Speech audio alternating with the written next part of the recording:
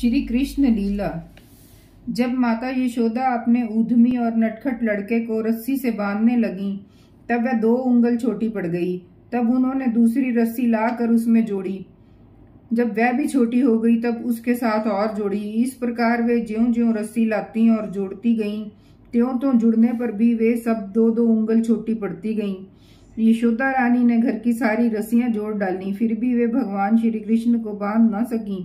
उनकी असफलता पर देखने वाली गोपियां मुस्कुराने लगीं और वे स्वयं भी मुस्कुराती हुई आश्चर्यचकित हो गईं।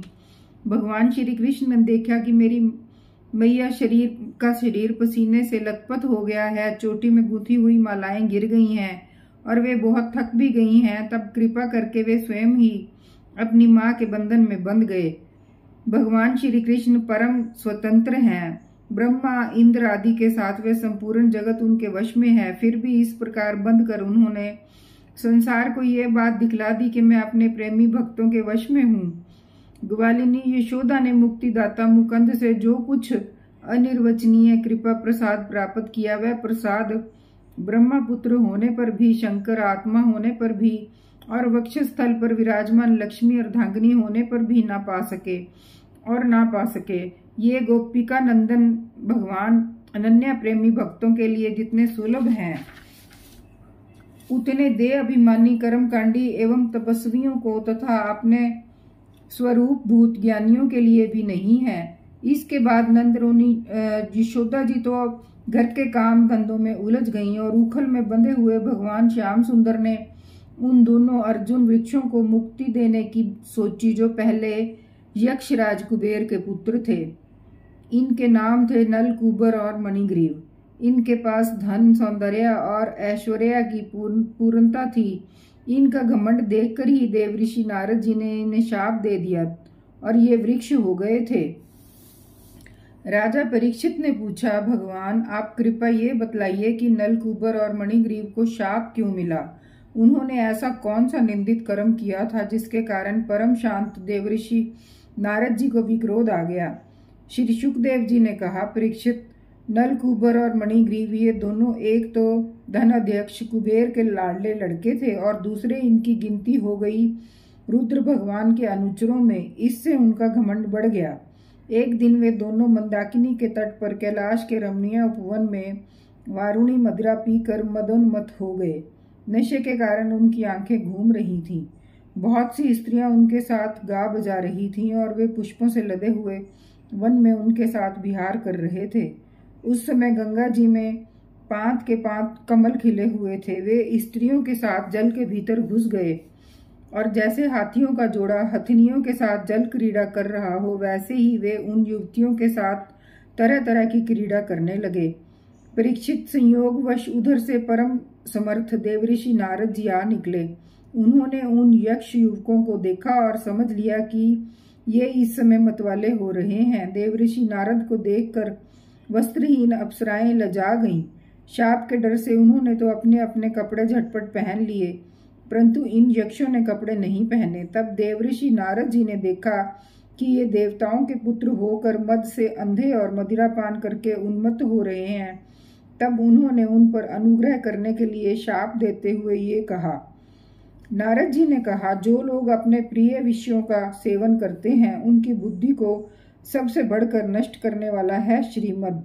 धन संपत्ति का नशा, हिंसा आदि रजोगुणी कर्म और कुलीनता आदि का अभिमान भी उनसे बढ़कर बुद्धि भ्रंशक नहीं है, क्योंकि श्रीमद के साथ साथ तो स्त्री, जुआ और मदिरा भी रहती है। ऐश्वर्य मद और श्रीमद से अंधे होकर अपनी इंद्रियों के वश में रहने वाले क्रूर पुरुष अपने नाशवान शरीर को तो अजर अमर मान बैठते हैं और अपने ही जैसे शरीर वाले पशुओं की हत्या करते हैं। जिस शरीर को भूदेव, नरदेव, देव आदि नामों से पुकारते हैं, उसकी अंत में क्या गति होती है? उसमें कीड़े पड़ जाएंगे, पक्षी खाकर उसमें विष्ठा बना देंगे और वह जलकर राख का ढेर बन जाएगा। उसी शरीर के लिए प्राणियों से द्रोह करने में मनुष्य अपना कौन सा स्वार्थ समझता है? ऐसा करने से तो उसे नरक की ही प्राप्ति होती है।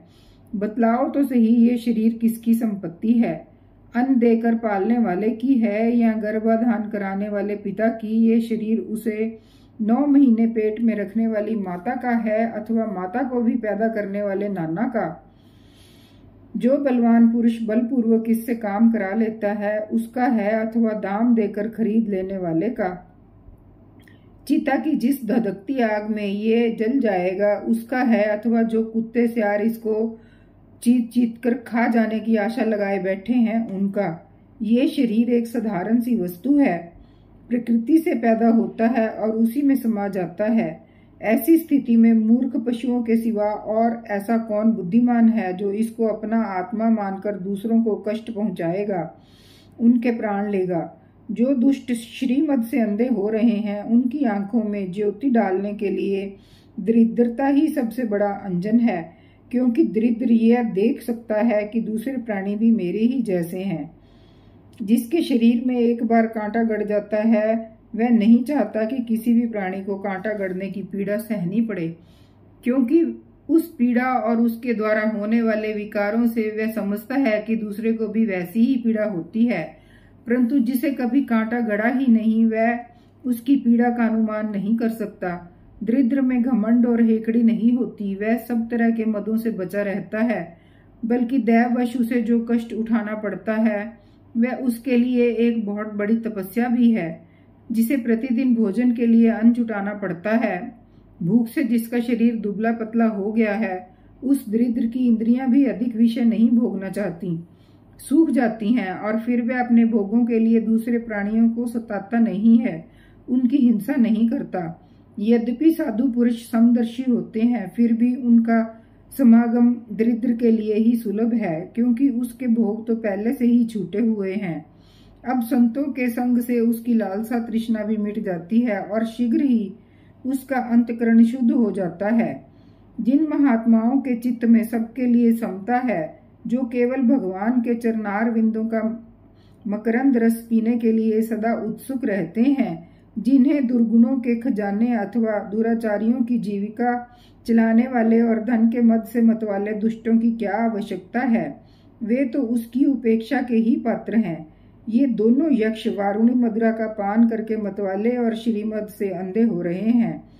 अपनी इंद्रियों के अधीन रहने वाले इन स्त्री लंपट यक्षों का अज्ञान जनित मद मैं चूर चूर कर दूंगा। देखो तो सही कितना अनर्थ है कि ये लोकपाल कुबेर के पुत्र होने पर भी मदोन्मत्त होकर अचेत हो रहे हैं, और इनको इस बात का भी पता नहीं है कि हम बिल्कुल नंग धड़ंग हैं। इसलिए ये दोनों अब वृक्ष योनियों में जाने के योग्य हैं। ऐसा होने से इन्हें फिर इसका अभिमान नहीं होगा।